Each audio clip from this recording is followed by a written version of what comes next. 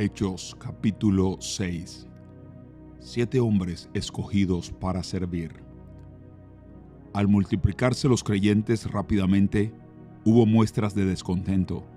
Los creyentes que hablaban griego se quejaban de los que hablaban hebreo, diciendo que sus viudas eran discriminadas en la distribución diaria de los alimentos. De manera que los 12 convocaron a todos los creyentes a una reunión. Dijeron: nosotros, los apóstoles, deberíamos ocupar nuestro tiempo en enseñar la palabra de Dios y no en dirigir la distribución de alimento. Por lo tanto, hermanos, escojan a 7 hombres que sean muy respetados, que estén llenos del Espíritu y de sabiduría. A ellos les daremos esa responsabilidad. Entonces nosotros, los apóstoles, podremos dedicar nuestro tiempo a la oración y a enseñar la palabra. A todos les gustó la idea y eligieron a Esteban, un hombre lleno de fe y del Espíritu Santo, a Felipe, a Prócoro, a Nicanor, a Timón, a Parmenas y a Nicolás de Antioquía, quien anteriormente se había convertido a la fe judía. Estos 7 hombres fueron presentados ante los apóstoles, quienes oraron por ellos y les impusieron las manos. Así que el mensaje de Dios siguió extendiéndose. El número de creyentes aumentó en gran manera en Jerusalén y muchos de los sacerdotes judíos también se convirtieron. Arresto de Esteban. Esteban, un hombre lleno de la gracia y del poder de Dios, hacía señales y milagros asombrosos entre la gente. Cierto día, unos hombres de la sinagoga de los esclavos liberados, así la llamaban, comenzaron a debatir con él. Eran judíos de Cirene, Alejandría, Cilicia y de la provincia de Asia.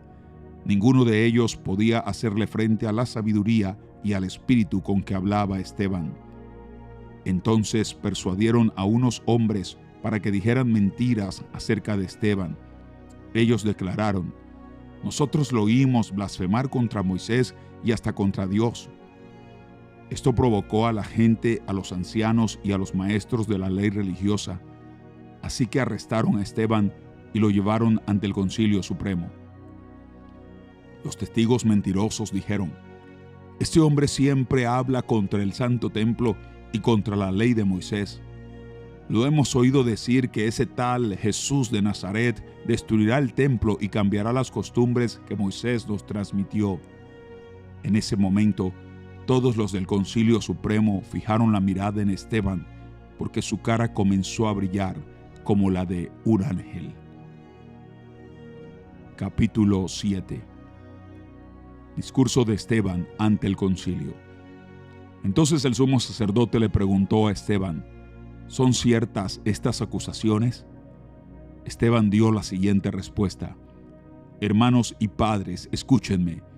Nuestro glorioso Dios se le apareció a nuestro antepasado Abraham en Mesopotamia antes de que él se estableciera en Harán. Dios le dijo: deja tu patria y a tus parientes y entra en la tierra que yo te mostraré. Entonces Abraham salió del territorio de los caldeos y vivió en Harán hasta que su padre murió. Después Dios lo trajo hasta aquí, a la tierra donde ustedes viven ahora. Sin embargo, Dios no le dio ninguna herencia aquí, ni siquiera 1 metro cuadrado de tierra. Pero Dios sí le prometió que algún día toda la tierra les pertenecería a Abraham y a sus descendientes, aun cuando él todavía no tenía hijos. Dios también le dijo que sus descendientes vivirían en una tierra extranjera donde serían oprimidos como esclavos durante 400 años. Pero yo castigaré a la nación que los esclavice, dijo Dios, y al final saldrán de allí y me adorarán en este lugar. En aquel entonces, Dios también le dio a Abraham el pacto de la circuncisión. Así que cuando nació su hijo Isaac, Abraham lo circuncidó al 8º día, y esa práctica continuó cuando Isaac fue padre de Jacob y cuando Jacob fue padre de los 12 patriarcas de la nación israelita. Estos patriarcas tuvieron envidia de su hermano José y lo vendieron para que fuera esclavo en Egipto, pero Dios estaba con él y lo rescató de todas sus dificultades. Y Dios le mostró su favor ante el faraón, el rey de Egipto. Dios también le dio a José una sabiduría fuera de lo común, de manera que el faraón lo nombró gobernador de todo Egipto y lo puso a cargo del palacio. Entonces un hambre azotó a Egipto y a Canaán. Hubo mucho sufrimiento y nuestros antepasados se quedaron sin alimento. Jacob oyó que aún había grano en Egipto, por lo que envió a sus hijos, nuestros antepasados, a comprar un poco. La segunda vez que fueron, José reveló su identidad a sus hermanos y se los presentó al faraón. Después José mandó a buscar a su padre, Jacob, y a todos sus parientes para que los llevaran a Egipto, 75 personas en total. De modo que Jacob fue a Egipto, murió allí al igual que nuestros antepasados. Sus cuerpos fueron llevados a Siquem, donde fueron enterrados en la tumba que Abraham les había comprado a los hijos de Amor en Siquem a un determinado precio. A medida que se acercaba el tiempo en que Dios cumpliría su promesa a Abraham, el número de nuestro pueblo en Egipto aumentó considerablemente. Pero luego ascendió un nuevo rey al trono de Egipto, quien no sabía nada de José. Este rey explotó a nuestro pueblo y lo oprimió, y forzó a los padres a que abandonaran a sus recién nacidos para que murieran. En esos días nació Moisés, un hermoso niño a los ojos de Dios. Sus padres lo cuidaron en casa durante 3 meses. Cuando tuvieron que abandonarlo, la hija del faraón lo adoptó y lo crió como su propio hijo. A Moisés le enseñaron toda la sabiduría de los egipcios, y era poderoso tanto en palabras como en acciones. Cierto día, cuando Moisés tenía 40 años, decidió visitar a sus parientes, el pueblo de Israel. Vio que un egipcio maltrataba a un israelita. Entonces Moisés salió en defensa del hombre y mató al egipcio para vengarlo. Moisés supuso que sus compatriotas israelitas se darían cuenta de que Dios lo había enviado para rescatarlos, pero no fue así. Al día siguiente los visitó de nuevo y vio que 2 hombres de Israel estaban peleando. Trató de ser un pacificador y les dijo: «Señores, ustedes son hermanos, ¿por qué están peleando?». Pero el hombre que era culpable empujó a Moisés. «¿Quién te puso como gobernante y juez sobre nosotros?», le preguntó. «¿Me vas a matar como mataste ayer al egipcio?». Cuando Moisés oyó eso, huyó del país y vivió como extranjero en la tierra de Madián. Allí nacieron sus 2 hijos. 40 años después, en el desierto que está cerca del monte Sinaí, un ángel se le apareció a Moisés en la llama de una zarza ardiente. Moisés quedó asombrado al verla, y cuando se estaba acercando para ver mejor, la voz del Señor le dijo: «Yo soy el Dios de tus antepasados, el Dios de Abraham, de Isaac y de Jacob». Moisés tembló aterrorizado y no se atrevía a mirar. Entonces el Señor le dijo: «Quítate las sandalias, porque estás pisando tierra santa. Ciertamente he visto la opresión de mi pueblo en Egipto, he escuchado sus gemidos y he descendido para rescatarlos. Ahora ve, porque te envío de regreso a Egipto».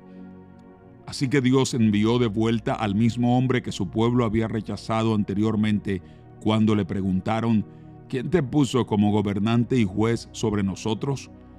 Mediante el ángel que se le apareció en la zarza ardiente, Dios envió a Moisés para que fuera gobernante y salvador, y por medio de muchas maravillas y señales milagrosas, Él los sacó de Egipto, los guió a través del Mar Rojo y por el desierto durante 40 años. Moisés mismo le dijo al pueblo de Israel: «Dios les levantará un profeta como yo de entre su propio pueblo». Moisés estuvo con nuestros antepasados, la asamblea del pueblo de Dios en el desierto, cuando el ángel le habló en el monte Sinaí, y allí Moisés recibió palabras que dan vida para transmitirlas a nosotros.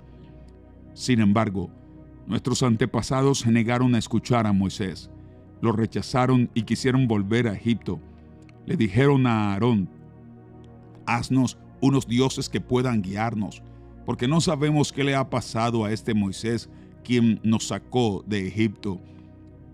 De manera que hicieron un ídolo en forma de becerro, le ofrecieron sacrificios y festejaron ese objeto que habían hecho. Entonces Dios se apartó de ellos y los abandonó, para que sirvieran a las estrellas del cielo como sus dioses.